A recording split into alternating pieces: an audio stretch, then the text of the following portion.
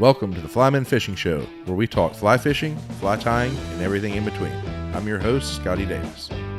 This morning we have David Klausmeyer, who is a famous author and the editor-in-chief of Fly Tyer magazine. How are you today? I'm doing really well. Awesome. First of all, I got to say thanks for all the contributions you've made to the sport of fly tying. It's huge, the things you've done. I hope I've been helpful. I really have tried to be. Extremely. As best as I can. I've learned an awful lot over the years myself. Yeah. Tremendous amount. I know I've become a much better tyer and better angler because of it. Yeah, for sure. How long have you been the editor of the magazine? I was hired, I can remember, in 1994. The fellow who owned the magazine at the time, Joe Migliore, he owned American Angler magazine. He bought it from a gentleman named Dick Stewart. And I met Dick once.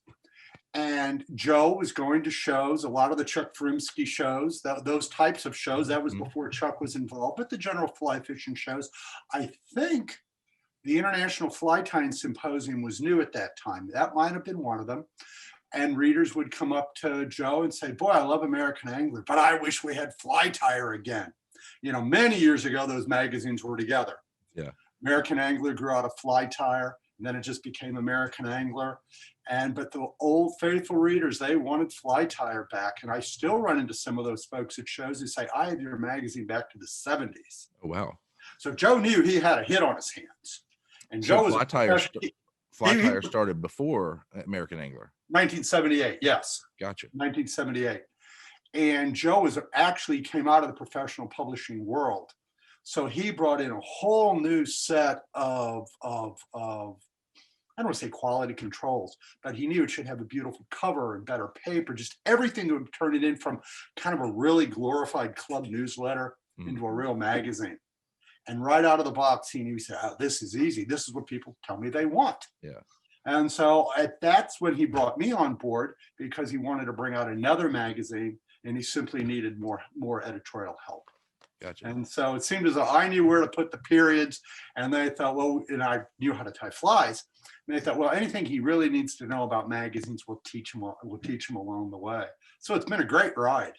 So that was kind of your introduction to the editing gig. You didn't do it before. Oh, absolutely. Yeah. It actually started because they needed help, and I was making bamboo fly rods for a living at the time. Cool. Yeah. And they'd send me a couple of articles a month, just I think really to see if I could do it or not. And it just has grown from there. Then it started writing books. I surprised myself some time ago. I actually counted the number of books I've written. It's 15. Very nice. And so I have no idea how many hundreds and hundreds of articles I've edited and then written. And it's met a lot of nice people on the way. Yeah, that's been fun. It's been a fun job. How long did you make bamboo rods for? Oh, 10 years. Yeah. Something like that. That's a quite. I still have a lot of them. I still have them. I don't fish them as much as I used to. Yeah. Especially with Euro nymphing tactics and things like that. Sometimes it's just easier. Yeah, man. Just use a long, light rod. You're better off. What about your fly tying? When did that all start for you? I was around in the 5th grade. This is a true story. David Whitlock and I debated this. We never had a debate about this. It could have been him, the first guy I ever saw tie a fly. I'm not sure. I was living in Tulsa at the time, and I think it was every Wednesday night they had one of these hunting and fishing shows on television. And at the end of the show, they had an episode about a guy using bass bugs. I didn't know what a bass bug was at the time, for catching, largemouth bass. And that following Saturday, he was going to be at the store, the sponsor store, tying flies. It was a place called Lou Boyle's for any people from Oklahoma from those days. And my parents took me, and I remember watching the guy on TV. I thought, well, this makes perfect sense to me, what he's doing. And I went and I watched him tie flies, and I thought, well, that makes perfect sense to me. So, of course, I had to get a fly tying kit. And I mentioned this story to Dave Whitlock one time because he was from the Tulsa area. And he said, oh, I know Lou Boyle's. I think I tied flies there one time. I have no idea if it was him or not. It might have been. Might have been. He's always been around. He's always been doing these things. I like to think it was, but it all made perfect sense to me.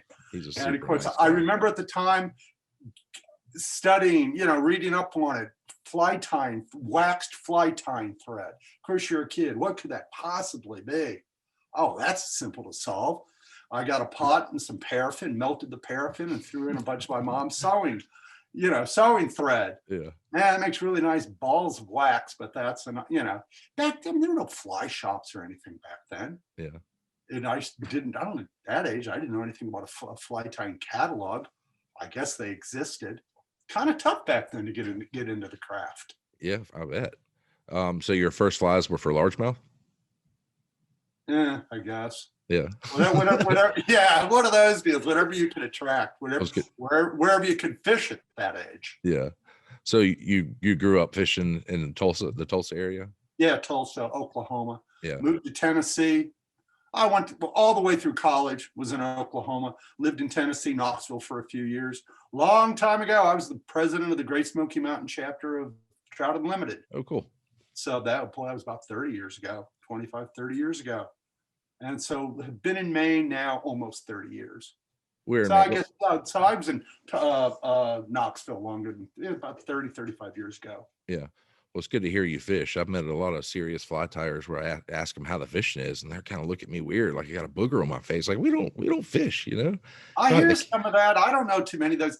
Some of the guys are getting the full dressed Atlantic salmon flies and stuff like that. Yeah, that's like a whole art form, that type of thing. Same thing with the casters at like the Golden Gate Casting Club. I asked them how the fishing was, and they're like, "No, we don't fish." I just couldn't wrap my head around that. Why you would tie flies or tournament cast without actually getting on the water? So it's good to hear you're fishing. Well, I do an awful lot of competitive skeet and sporting clays, shooting. I know a lot of guys who do that who don't hunt. Yeah. To me, it's just something I do so I can hopefully hit some birds. Right. I guess we all come to it for different reasons. What part of Maine do you live in? Now a town called Ellsworth, which is mid-coast. Okay. Real close. If anybody's listening, if you've been to Mount Desert Island, Acadia National Park, you came through Ellsworth. Awesome. It's the only way to get there. I spent a summer near Booth Bay Harbor. Yeah, okay. We went up to like Indian Pond, up kind of the logging country. Yeah, sure. I spent a lot of time up there. In the summer, I'll be out of here. I'll just be dragging my pop-up camper around. Awesome. Go out in the middle of the woods, have it to yourself. True story. I have an article coming up in the summer issue of Fly Tyer. I interviewed Denny Rickards in Oregon about stillwater fishing, because he's so famous for it. And we have a lot of that in Maine. And I said in the article, I go around here in Maine, our trophy waters, fly fishing only, might be lure only, minimum size regulations, all of that. You see so few people on these waters. It's a tough subject. That's where I go, because I'm just out in the woods by myself, camp and just move around, just keep moving.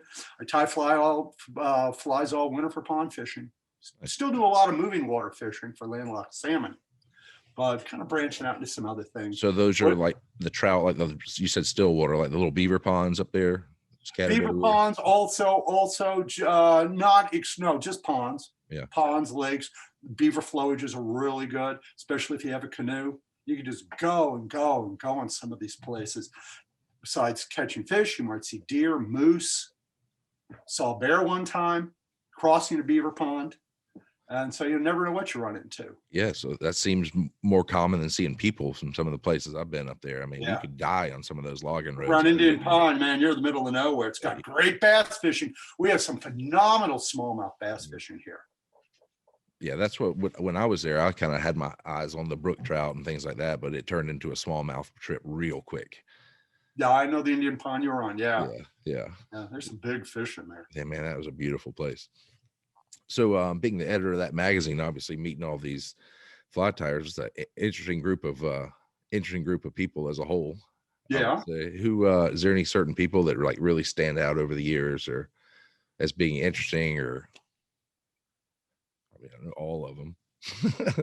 Come up. You do run into some guys though. Had a guy one time, he wanted to test all the flies in the magazine before they were published. I remember that guy, really nice guy. And so I thought, boy, I'm gonna have to do some traveling to do all of this. And one of the most interesting things I did, I have to say, was some years ago, went to Italy for a big fly tying contest. And some other folks went from the United States, some guys from Europe. Hans von Klinken was there. Chuck Ferimsky, some of the folks I know go to the fly fishing show. Chuck was there. And they had this big fly fishing fair under these tents in this old piazza in this ancient city, and walled city. They were tying flies, and there was a big cathedral right in front of us. And all of a sudden, all these people came out. Boy, they were dressed. Man, this was a crowd of well-dressed people. And they started chanting like you hear on television, one of the soccer matches. And all of our hosts were very excited. It turned out Italy's big soccer star was being married right that day, right in front of us. There we are tying flies. Yeah, that's pretty cool. So you could go to some interesting places doing this and meet some fun people. It was a tying contest? Tying contest, yeah. Yeah. That they were having. Yeah, that's cool. So the magazine over the years has done lots of contests and things like that. It has. We had like the 30th anniversary year, I believe it was. And we did that in conjunction with the Catskill Fly Fishing Center.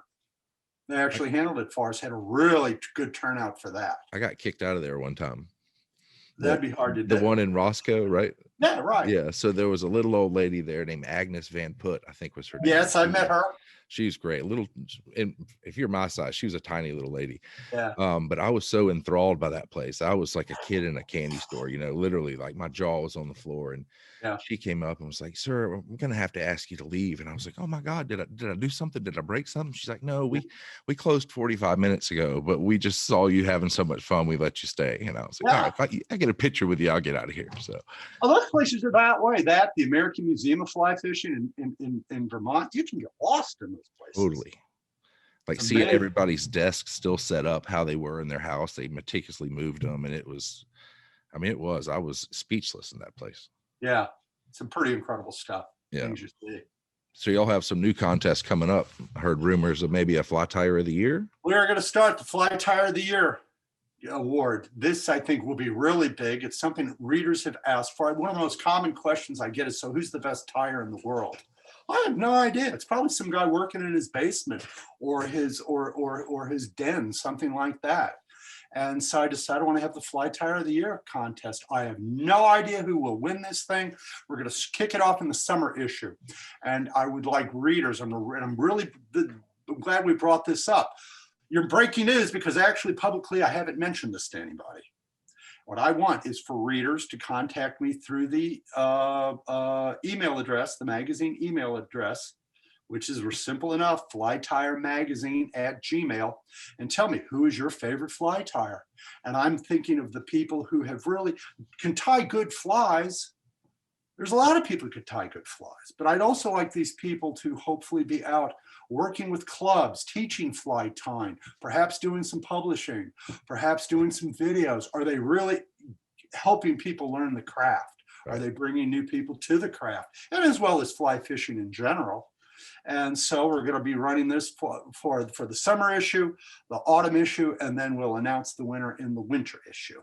That's a great idea. Get a plaque. He or she will get a plaque. That's a great idea. That'd be a hard email to write you. I can't very hard to narrow it down to one.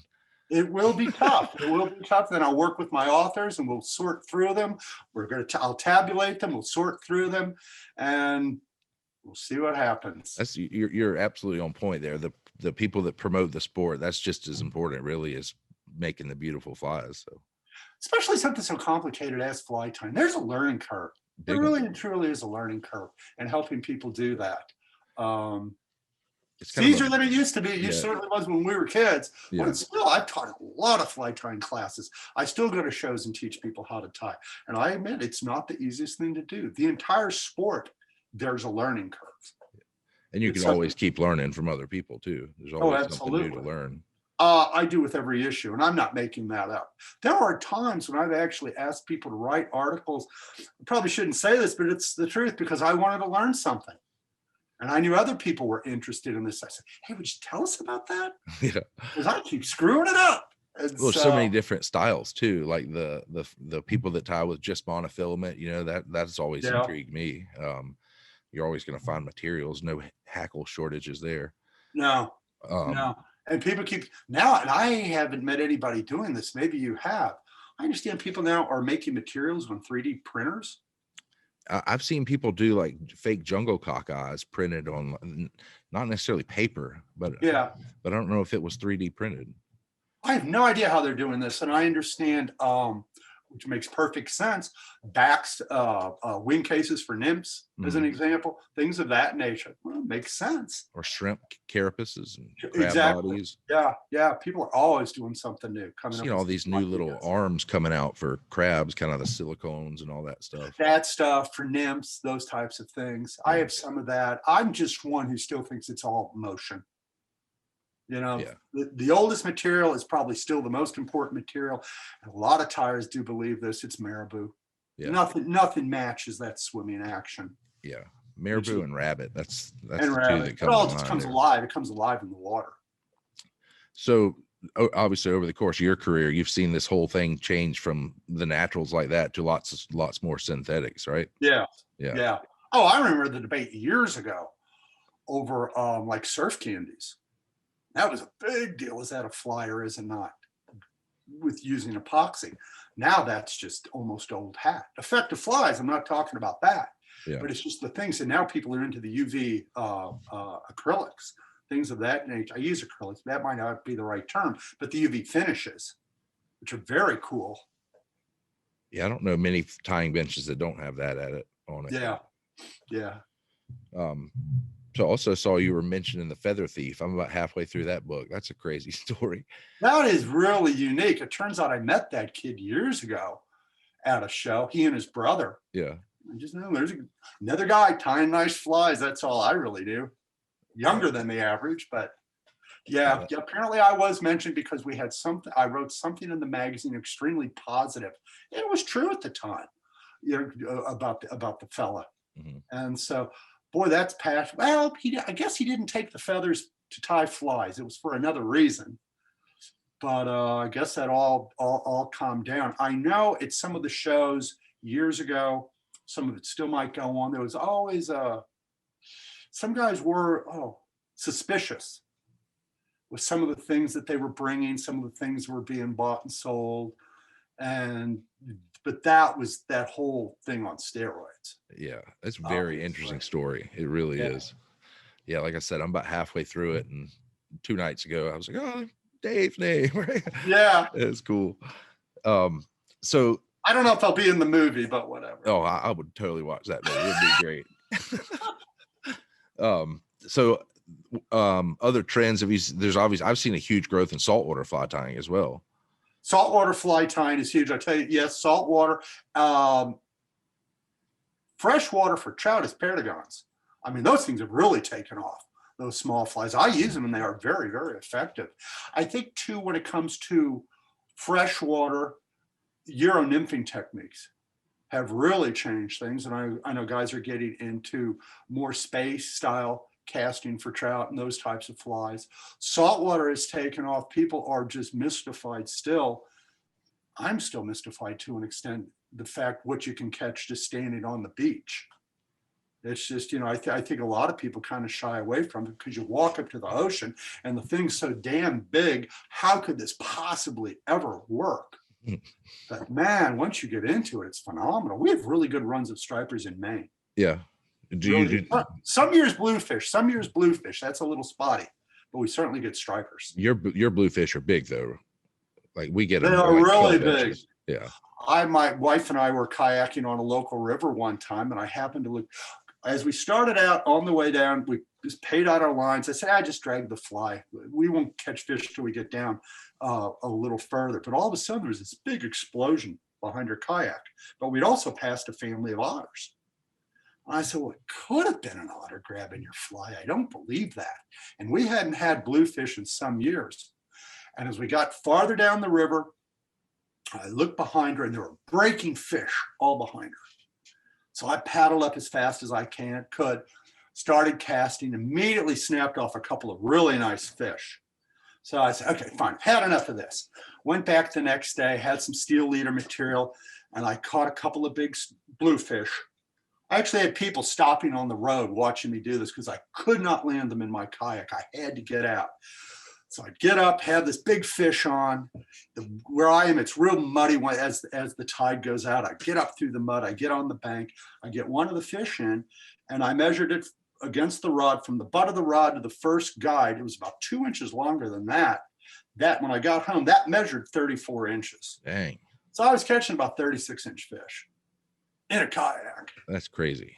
Is that that's a rare thing, though. It depends, like everywhere, it depends upon the bait. We don't get that kind of reliable bait like along New Jersey, New York, places like that. But when they come, they do, and they're big fish. Yeah. Is that your preferred method on the Maine coast, is a kayak like that? Typically. Yeah. Typically. It's probably safer than walking those rocks. The rocks can be out. Yeah. With the type of rockweed we have here. Oh, that stuff is snot. If you get on that, that's very slick. And so typically with a kayak, that's very, very doable around here. Yeah. There's some places you can, like I said too, as our tide goes out, it's very muddy typically. And so you can be out wading around in the mud, or like you say, it's rocky and it's just very, very slick. There's no beaches. It's never really comfortable kind of fishing. You have to work at it. Are there lots of sight fishing opportunities for the stripers when they're in close? Yeah. Oh yeah. They're breaking everywhere. When they come in, you'll absolutely see breaking fish. I've heard lots of, back when I was tying for people, lots of people ordering crabs for stripers. That was just kind of a new thing for me. When I think of stripers, it's always eels and things like this, but the crabs seem to be a big thing up there on the Maine coast.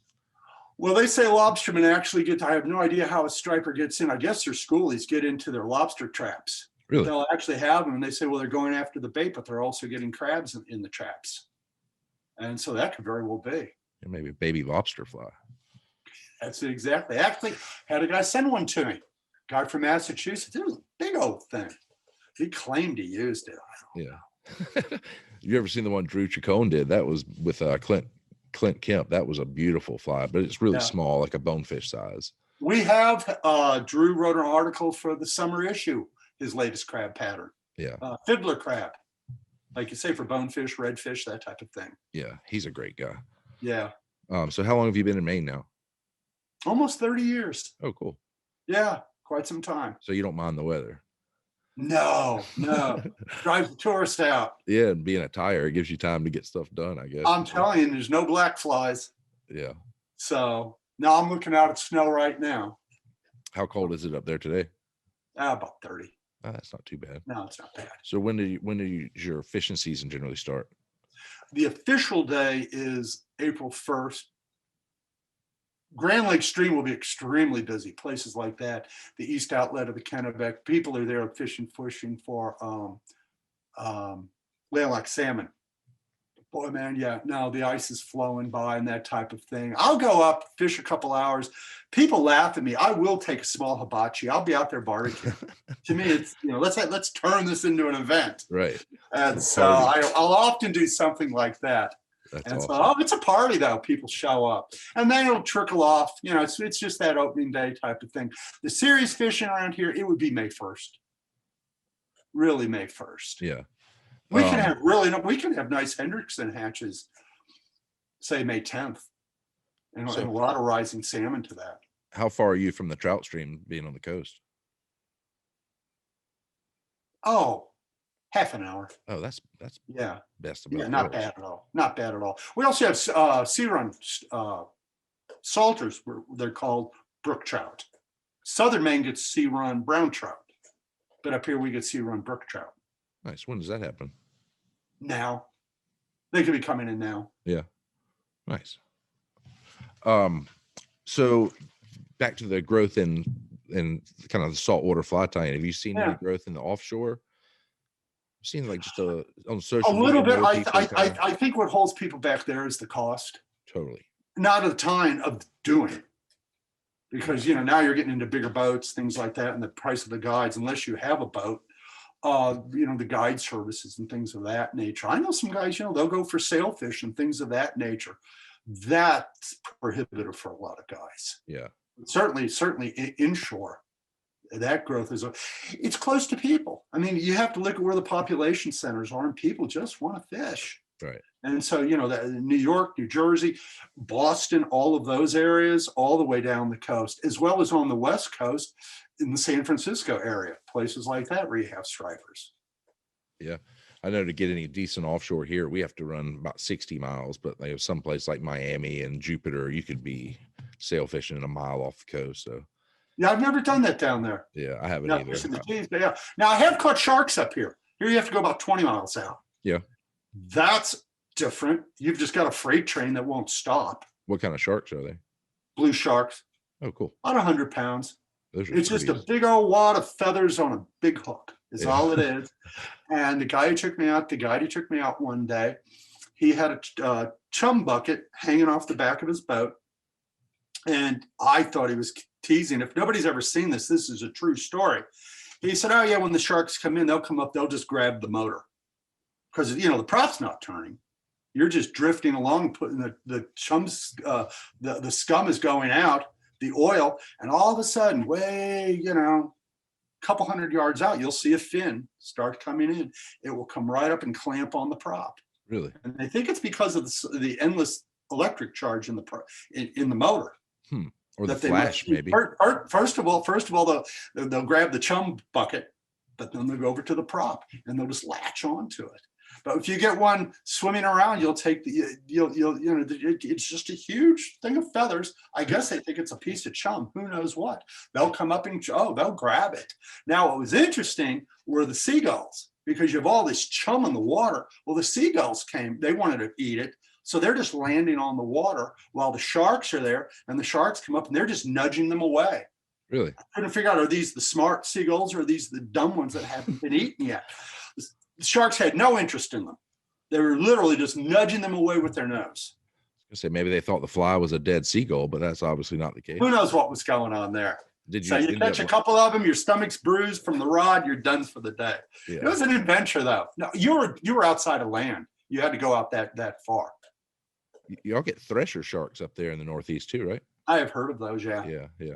I've never caught one. Now these were blue sharks. Those are attractive looking sharks. Yeah. Do you? I was going to ask about the stripers. What type of flies do you throw in when you're in your kayak? Like just the general. You can use Klausers, deceivers, anything, poppers, anything, crease flies. Anything you would if you're in any kind of boat or if you're on shore. Yeah. They're stripers. They don't, they're there or they're not. Put too much into it. Yeah. So it's like a man, a very famous Canadian told me, Warren Duncan, about Atlantic salmon fishing. He created the Fly, the picture province for New Brunswick. He's very well known within those circles. He said, Davey, there's only two things you need to know about Atlantic salmon. The fish are either here or they're not. That's all that's involved. Kind of like stripers a lot of times. They're either here or they're not. Yeah. So they're going to eat, especially stripers, especially bluefish. The bluefish, are they migratory with the stripers or around the same times? No, actually the stripers will, up here they'll come in June. Stripers won't come in until the water gets warmer. They're chasing some other type of bait. Yeah. They definitely come in at a different time. Then the bluefish will leave, and then sometimes we can get just an epic autumn run of stripers. Smaller fish, they're usually all schoolies, but they will just be, a 40 fish morning is nothing. That's crazy. Very simple. Yeah, it's crazy some years. I might come rent your pop-up from you. Yeah. So COVID's been hell on everybody in the industry this year, but we've all kind of seen a little growth from it. Things like what y'all are doing on your website, the master class. That's great. People can't really go to shops, so lots of people are trying to do these virtual things. I think that's a great learning tool. Yeah, that is one thing everybody I'm talking to in the industry says they're doing very well, because tying is a safe activity. It's not just winter, it's also something safe to do. Even fishing, though, guided trips, once people got over it and figured out ways to do it safely, they say guides by the end of the year were doing bang up business. Problem is, you're talking about the learning curve. Yeah, clubs couldn't teach classes. You couldn't go to shops to learn, things of that nature. Online has really saved us that way. Yeah. Very, very much It's been great. Just because I can't go to the shows anymore this year, but I can still kind of see what everybody's doing. Yeah. It's really helpful. So what are your kind of favorite styles ties to flies to tie? Lately, I've really been almost challenging myself. I was telling you about fishing ponds and lakes.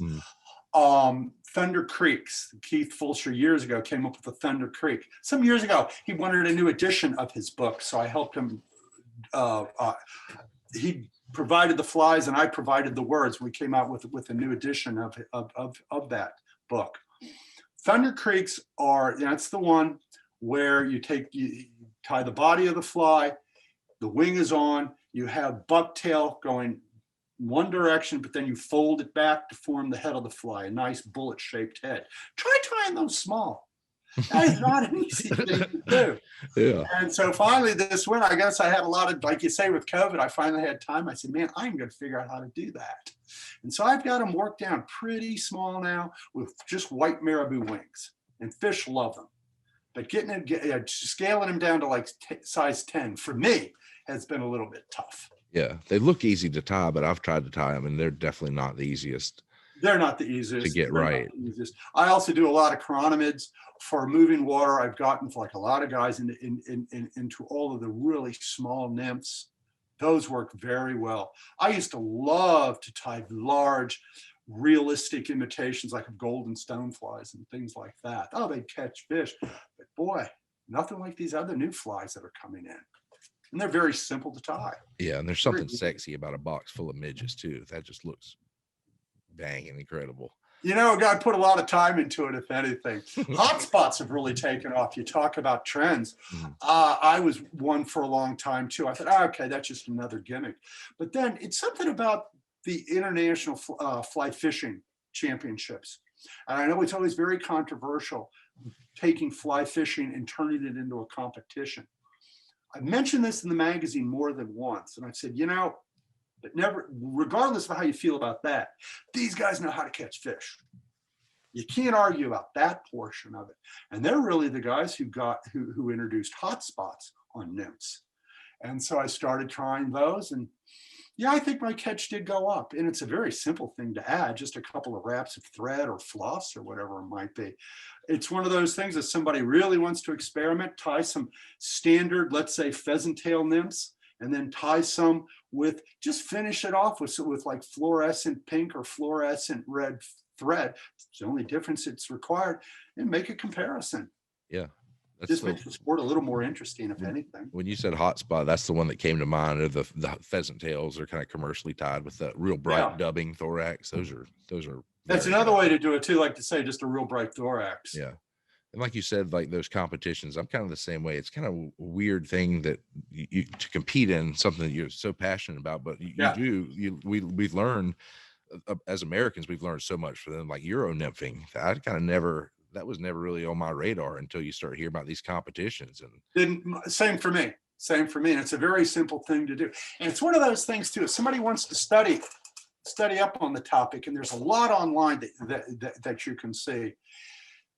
I think a lot of times people hold back on trying things because, oh gosh, now I have to get all new tackle. I need a new rod. I need a new reel. I need this. I need that.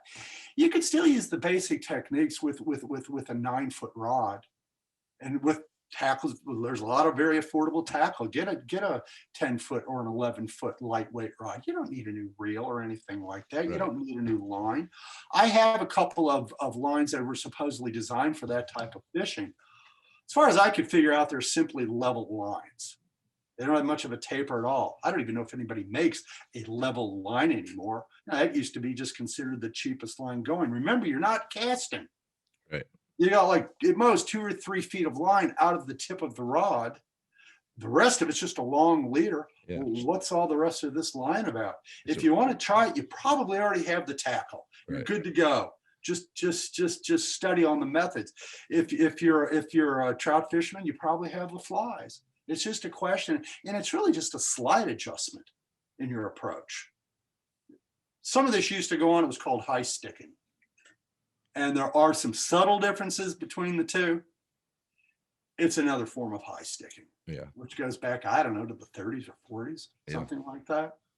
So the evolution of jig hooks now coming in teeny little sizes. That's opened up big doors for this. That is new. Now that is really something new. Yeah. Jig hooks were around, but they were always so large. But all these new small ones are really sweet. And they're coming barbless, for those competitions and things like that. So that's a change too. The difference in competition hooks. And I'll admit it, I've been trying to track someone down who would write a good article. What is considered a competition hook? Obviously, starting with those rules, which, and I could be wrong about this, I believe it's basically barbless. Mm-hmm. But how then do you create that point? Because oftentimes the points on those, they're rather swept up. Not a circle hook type thing. Right. But there are some small differences in the hooks. And so I know a lot of guys still want to fish barbless, and you could just pinch the barb down. That's what I do. Yeah. But then again, these competition hooks are coming in some really interesting shapes.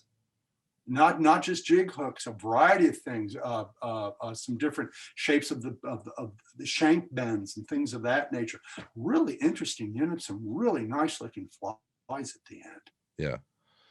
Like what's the company that Water Wisp or something? They do all the upturned flies that take yes. There's real specialty hooks in them. That's a specialty hook. Yeah, for sure. Yeah.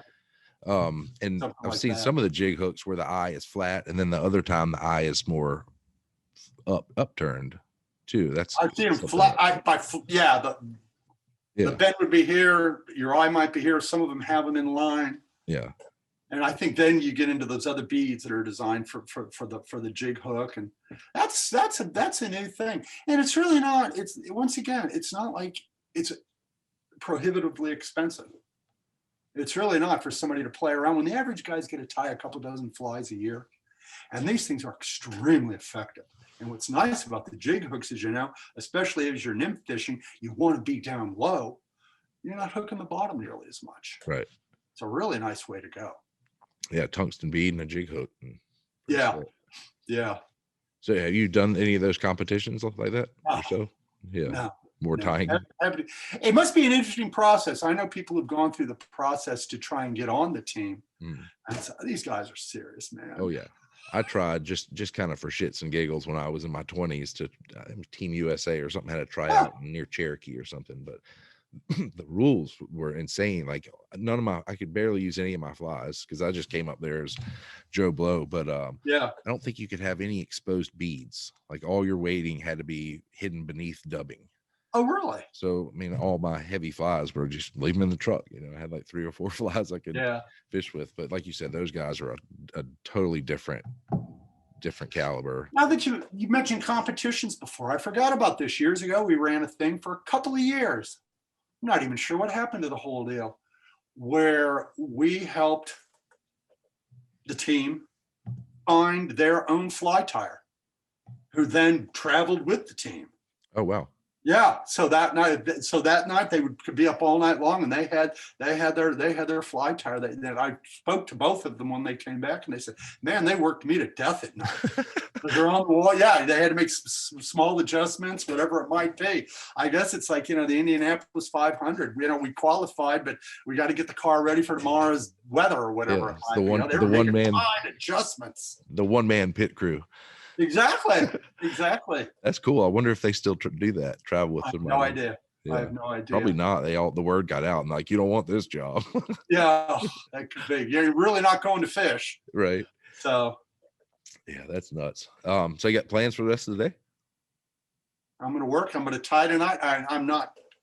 My tying area, I actually have, talking about UV acrylics. I want to coat the heads of these flies with those some thunderheads. UV. Yeah. If anything, just to keep the eyes on.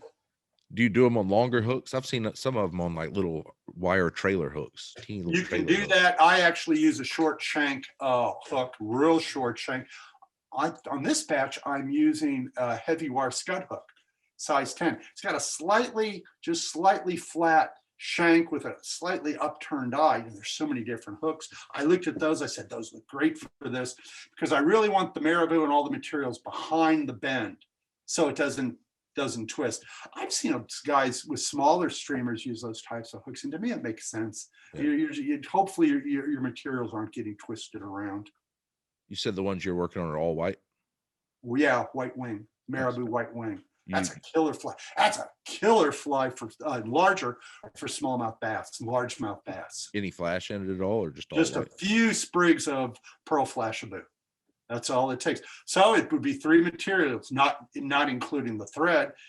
Marabou, little bit of flashabou. Don't overdo the flash, and then the bucktail. And if you want to put eyes on, there's another material. Yeah. You ever try it with any other type of hair other than deer? Yes, deer. Actually, these small ones, I'm using just regular deer hair. Other types other than deer, no, I never have. Yeah. Bigger ones like Keith would use bucktail, but it's harder to get even in a hair stacker. So I've actually, on the small ones, I'm just reusing regular deer hair. You get a nice flared color.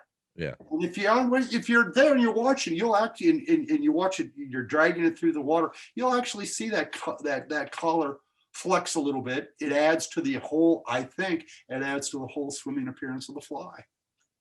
Nice. Use that so critical. Use that same fly for the trout as well in the ponds? Oh yeah, the small ones, and then I'll go up larger for bass. Always white? I've tried other colors. I always seem to come back to white. Yeah. Sometimes I will use, in addition to that, rather than that, you could just use some hackles side by side. Now you can get into some nice barred, some grizzly, a white and black grizzly, or chartreuse, of course. That's another good one. But chartreuse is what it is. All fish seem to love that. Yeah. Now that we can get feathers again.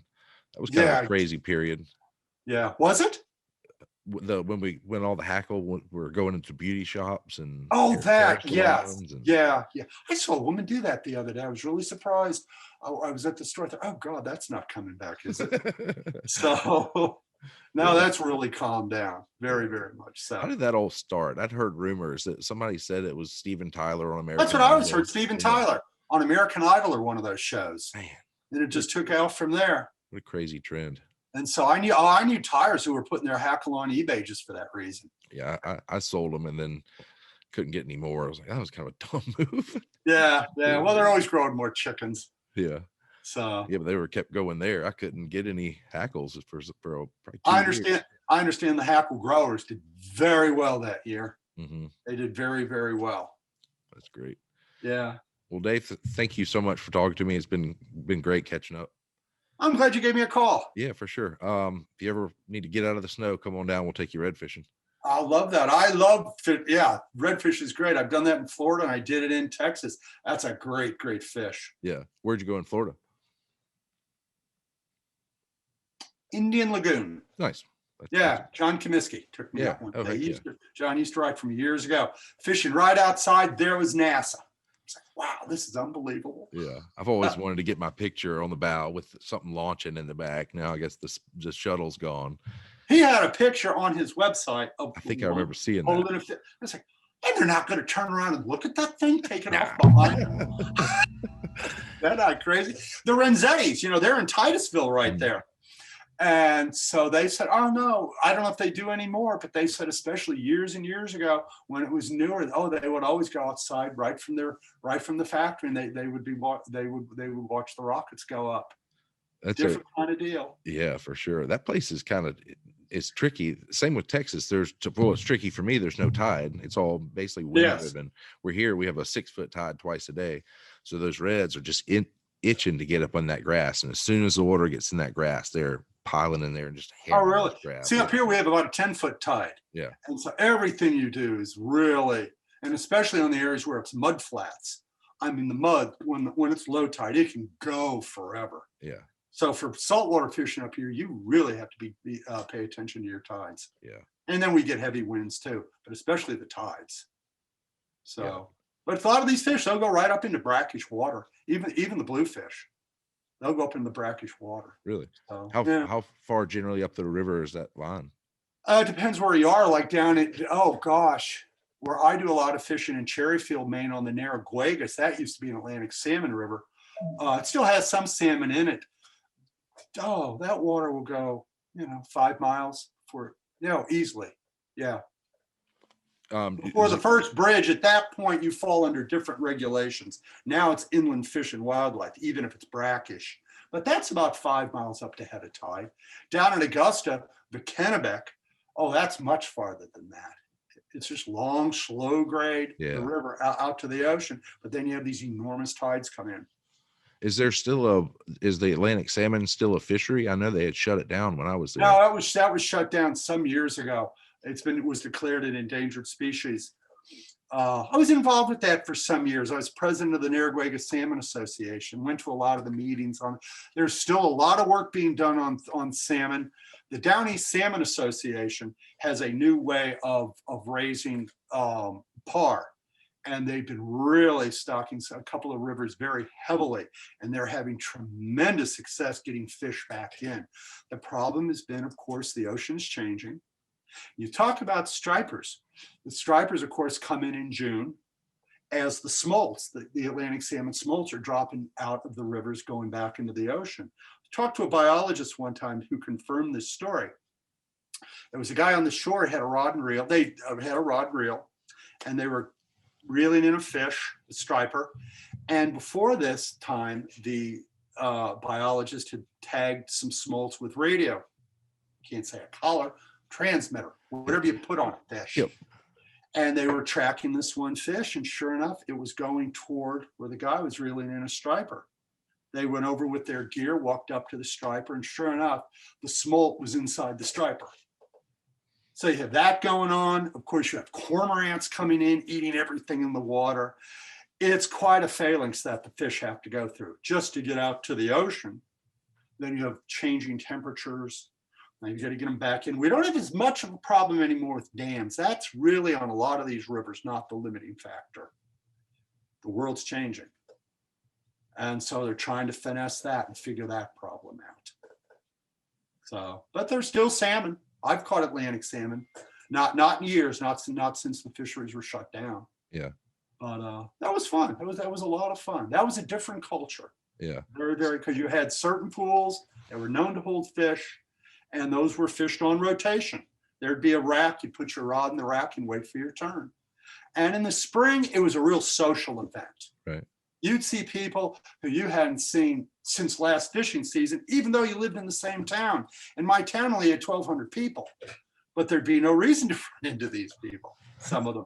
Yeah. That it was you'd have a lot of people, man, they would just show up, sit in their cars and just watch. It was a real festive kind of thing. That would happen like May through maybe the first half of June. It was a real, and then again in September, but it was really that May, June run.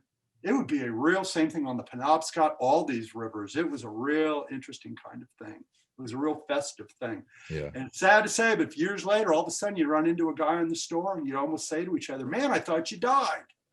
We live in the same town of 1,200 people, but we don't fish together anymore. Yeah. So that was a nice thing about that. Yeah. Nice it's good to hear Maine, the fishing games, kind of proactively doing something to try to bring it back in some degree, it seems. Oh, very much so. Very, very much so. Yeah, the Down East Salmon Association, that's an NGO, but there's a lot of state money, federal money, NGO money. People are doing what they can. At the same time, dealing with it's had some other, regardless in the end of what happens to Atlantic salmon in Maine, it's had a lot of positive influences on other species. It's not just a question anymore of talking about salmon. All diadromous species are being discussed. Anything coming in and out of these estuaries. So they've really had to, in some cases, take dams down, and other cases make sure that fish passage is adequate. And so it's had a lot of benefits for a lot of other species as well as salmon. It's beautiful to hear. Yeah, it's working really well. Awesome. Another thing, I'm not sure if this is true, but I'm pretty sure I heard this correct, that once COVID started, Maine got rid of all fishing license requirements. Did you hear that? I never heard that one. I swear I heard that on the news. They were just trying to promote people going outside during the lockdown. They were like, yes. Hey, go for free. Okay, yes, there were some specific days set aside. Sort of like in the spring, you have Family Fish Day. Yeah. Or really early in the hunting season, there's a free day. Yeah. Just to encourage people and especially families to come out. They did, yeah. I don't know if there were long periods of time or just specific days they were trying to do that. I think it was little chunks of time. Was it really? Yeah, I know a couple of states followed suit after that, but I'm pretty sure it was Maine that started that. Now, I know when I was camping this summer, it was getting tougher and tougher. Man, I got in the pucker brush in some of these places, miles from any paved road. And even out there, campsites were taken. Yeah. You were going long and hard sometimes to find people. People wanted to get out. Yeah. They just wanted to get out. We'll see what it's like this year. But yeah, so they didn't see a lot of people fishing. More people fishing, it was just people were camping. Yeah. Riding the roads, looking at the moose, that type of thing. Yeah. Sad thing is if you have an internet connection, you could work from home. So people. Yeah, I don't know about those. That's too bad for those people who don't go farther. Yeah, right. Yeah. All right. But I got to tell you, that's what makes my job possible. Since 1994, I've always worked from home. Well, 1 year I moved to Bennington, Vermont when the magazine was there years ago. Other than that, in some ways, when COVID hit, my life really didn't change. I just kept working and hunting and fishing. There you go. So we're worked out well that way. You like to bird hunt? Yeah. Yeah. I've always had bird dogs since I was a kid. The only time I didn't have one when I was in college. What kind of dogs? Now I'm on about my 5th Springer Spaniel. Oh, good. Yeah, I usually have 2. I'm down to 1 now. Yeah. So I grew up with Boykins. Kind of similar, yeah. hyper little things. Yeah, yeah. No, I like Springers. They put up birds, they retrieve birds, and they don't run away. I do not look for lost dogs. Yeah.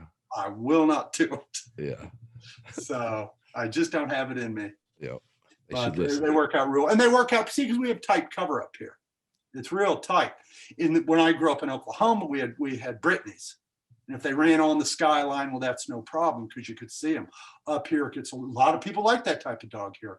But for me, it's just, and Springers are easy in the house. I didn't invent the breed. I just stumbled into it. Yeah. But, and they're easy in the house. They're easy in the office. And they seem to have more fun in the field than most hunting dogs. As long as you're not running away, I'm happy. That's great. Yeah. We'll bring them with you when you come fishing. That'd be cool. Hey, you're in a part of the country's got outstanding grouse hunting. When I was in Knoxville, the Cherokee Forest. Oh my gosh. Oh yeah. The best grouse hunting I've ever had. We do lots of coastal ducks and things like that down here in Charleston. Yeah. Yeah. I do some duck hunting up here. Black ducks and mallards. Yeah. I've never been grouse hunting. Quail and doves and things like that, but I've never shot a grouse. Yeah. Yeah. Ptarmigans. Grouse are tough because they don't want to hold. Even if you have a pointy dog, they don't want to hold. And until you've shot, you see you've had like the first 100 flushes, they're scary. That big old bird comes out. They're loud. Yeah. And I love them because they are a true, to my knowledge, and I could be wrong on this, to this day, no one has been able to breed and stock ruffed grouse. And I don't think woodcock either. These are true wild birds. Like quail and pheasant or even turkeys. We have turkeys everywhere here. Turkeys were, if they weren't extinct, they were close enough in Maine. They brought turkeys into Maine, and that's been crazy. Those things have really taken off. Ruffed grouse, it's just one of those creatures, has its own way of living. Thank you. Yeah, it's kind of cool that way. Kind of like us. That's it, exactly. Yeah. Well, man, I appreciate it again. And like I said, if you want to get out of the snow, come visit. I will do that. I'll look forward to that. Hey, thanks for calling. Yes, sir. Have a good day. Take it easy, man. Thanks, Dave. Bye-bye.